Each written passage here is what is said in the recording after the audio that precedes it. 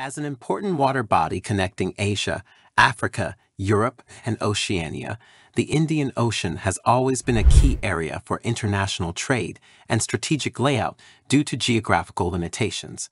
China has not been able to establish obvious strategic advantages in the Indian Ocean region in the past. However, this situation changed significantly in 2003. That year, China and Myanmar signed a key lease agreement according to which China will fully control the use rights of the Coco Island in the next 30 years. This cooperation marks significant progress in China's strategic layout in the Indian Ocean region. However, China's leasing of Myanmar's Coco Islands has triggered geopolitical volatility. At that time, India viewed this behavior as a potential threat to its strategic interests. In response, India not only classified China as a member of the camp of hostile countries, but also joined forces with the United States to fight the Belt and Road Initiative in an attempt to reduce China's influence in the region. So, what is the importance of the Coco Islands to China, and why is India so determined to prevent China from developing the Coco Islands? Subscribe to us and discover more interesting events around the world. The Coco Islands are strategically located in the Indian Ocean, bordering the Andaman Sea to the east, India's Andaman and Nicobar Islands to the south, and the Bay of Bengal to the west. This unique geographical location makes it an important transportation hub between Asia, Africa, Europe, and Oceania, giving it extremely high strategic value. However, this island of great strategic value did not receive the attention it deserved during the last century.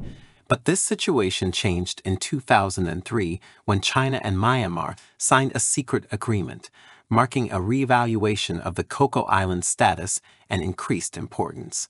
In 2003, China signed a 30-year lease agreement with Myanmar, obtaining the right to lease the Coco Island. In this agreement, China promised to comprehensively develop the Coco Islands during the lease period, including infrastructure construction, port maintenance, and the establishment of communication networks. In addition, China agreed to pay annual rent to Myanmar, amounting to approximately $1 million. Taking into account Myanmar's economic situation at that time, such rents were relatively reasonable. In exchange for cooperation, China not only encouraged Myanmar people to do business on the island, but also provided a number of preferential policies, including tax exemptions and simplified approval procedures. But what makes us curious is why Myanmar chose to lease the Coco Islands to China instead of developing it on its own. As far as I know, as early as 2003, Myanmar's economic situation faced serious challenges.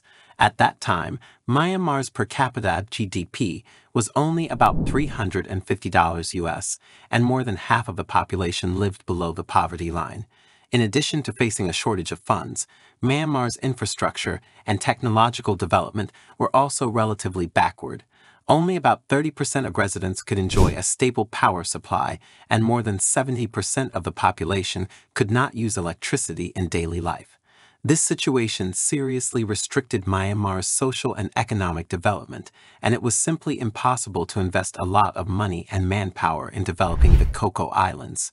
What is even more worth mentioning is that in the past decade or so, India has been trying to expand its territory. Given the geographical proximity of the Coco Islands to the Indian-controlled Andaman Islands and their strategic importance in the Indian Ocean, India may take steps to occupy the Coco Islands if Myanmar does not lease them to China.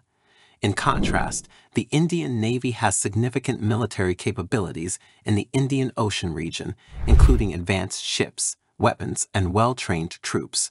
Myanmar's navy is weak, with obvious deficiencies in the number of ships, weapons, equipment, and personnel quality. Myanmar also lacks modern combat experience and training. At that time, once India decided to take military action against the Coco Islands, it might be difficult for the Myanmar Navy to resist. Taking these factors into consideration, Myanmar decided to lease the Coco Islands to China. But facts have also proved that Myanmar's original choice to cooperate with China was a wise decision.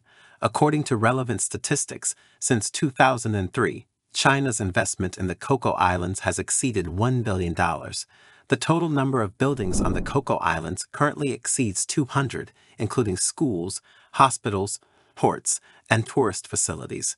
In addition, China has also carried out large-scale renovation and expansion work on Myanmar's existing airports.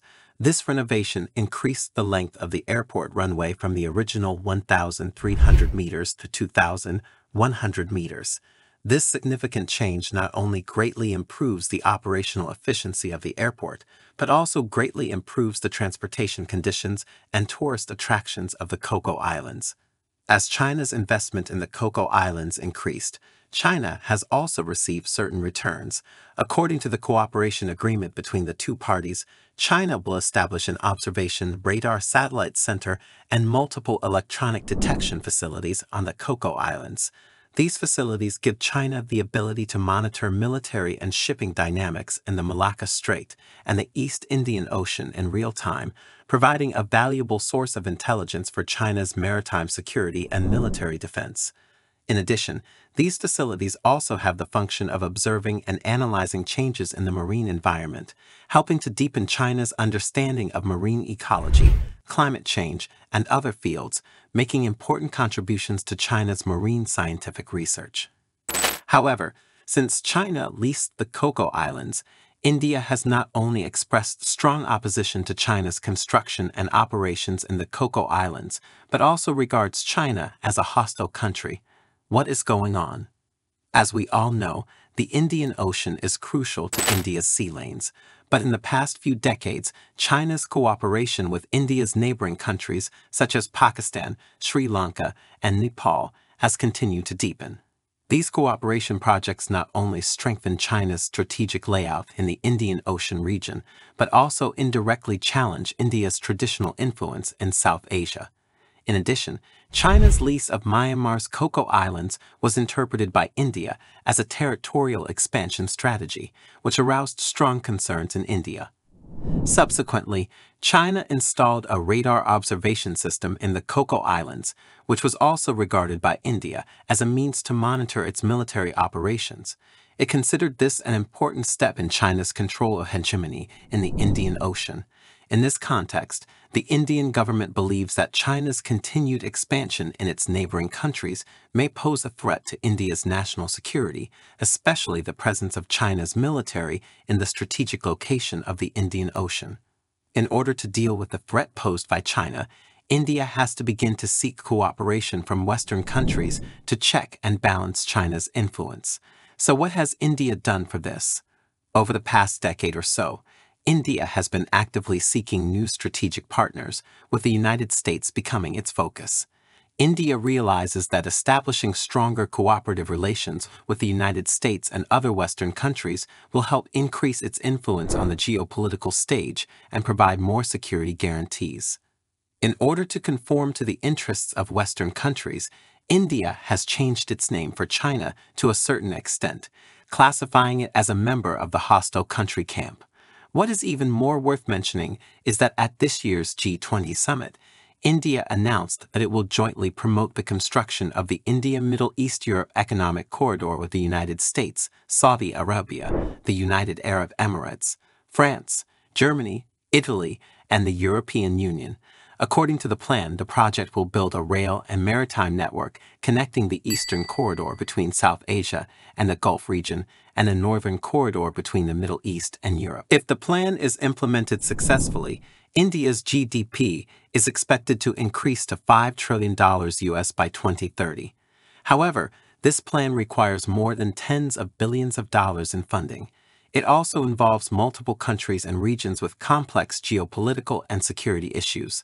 However, considering the current status of various countries, it is indeed difficult to implement the Indo-European Economic Corridor project. In fact, as the world's second most populous country, one of the keys to India's future development lies in establishing cooperative relationships with important partners such as China.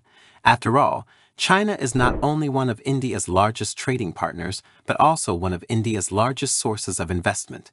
However, if India chooses to cooperate with Western countries and fails to obtain the expected benefits, it may become more difficult to seek cooperation with China.